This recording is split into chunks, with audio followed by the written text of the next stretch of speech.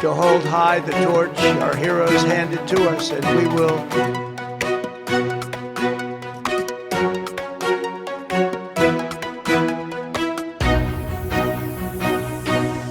বেইমানিকে যেন শিল্পের পর্যায়ে নিয়ে গেছেন মার্কিন প্রেসিডেন্ট ডোনাল্ড ট্রাম্প।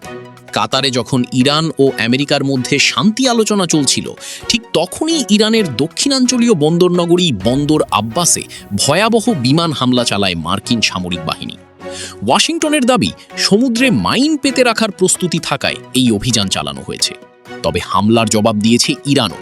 তেহরানের দাবি, নতুন আকাশ প্রতিরক্ষা ব্যবস্থার মাধ্যমে একটি শত্রু স্টিলথ ড্রোন ভূপাতিত করা হয়েছে। বিশ্লেষকরা বলছেন, যুদ্ধবিরতির আলোচনা চললেও মধ্যপ্রাচ্যে যুদ্ধের উত্তেজনা আরও বাড়ছে।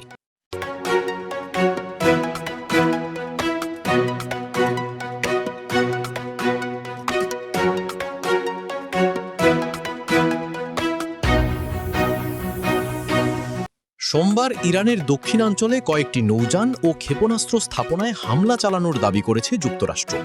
মার্কিন বাহিনীর ভাষ্য, সমুদ্রে মাইন পেতে রাখার চেষ্টা করছিল এসব নৌযান। নিজেদের সেনাদের নিরাপত্তা নিশ্চিত করতেই এই পদক্ষেপ নেওয়া হয়েছে। অন্যদিকে ইরানের সংবাদ মাধ্যম জানায়, নতুন ধরনের আকাশ প্রতিরক্ষা ব্যবস্থার সাহায্যে একটি শত্রু স্টেলথ ড্রোন গুলি করে নামানো হয়েছে। তবে ড্রোনটি কোন দেশের ছিল সে বিষয়ে আনুষ্ঠানিকভাবে কিছু জানানো হয়নি। এর মধ্যেই কাতারের রাজধানী দোহায় ইরান ও আমেরিকার মধ্যে গুরুত্বপূর্ণ বৈঠক চলছে। মধ্যস্থতায় রয়েছেন কাতারের প্রধানমন্ত্রী। মার্কিন পররাষ্ট্রমন্ত্রী মার্কো রুবিও বলেছেন, কূটনৈতিক সমাধানের পথ এখনও খোলা আছে, তবে আলোচনা ব্যর্থ হলে অন্য ব্যবস্থাও নেওয়া হতে পারে।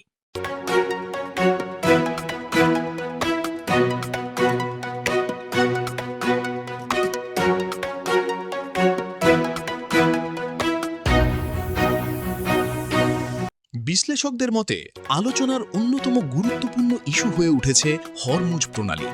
বিশ্বের গুরুত্বপূর্ণ এই নৌপথ দিয়ে প্রতিদিন বিপুল পরিমাণ জ্বালানি তেল পরিবহন হয়। ফলে এই অঞ্চলের যে কোনো সামরিক উত্তেজনা বিশ্ববাজারেও বড় প্রভাব ফেলতে পারে। একই সঙ্গে ইরানের পারমাণবিক কর্মসূচি নিয়েও নতুন করে আলোচনা হওয়ার সম্ভাবনার কথা জানিয়েছে ওয়াশিংটন। এদিকে ইরানের সর্বোচ্চ জাতীয় নিরাপত্তা পরিষদের নতুন প্রধান মোহাম্মদ বাকের জোলকাদর যুক্তরাষ্ট্র ও ইসরায়েলের বিরুদ্ধে কঠোর অবস্থান ব্যক্ত করেছেন। তিনি বলেছেন, লড়াইয়ে পিছু হটবে না ইরান। সব মিলিয়ে কূটনৈতিক আলোচনা চললেও মধ্যপ্রাচ্যের পরিস্থিতি এখনও অত্যন্ত উত্তপ্ত।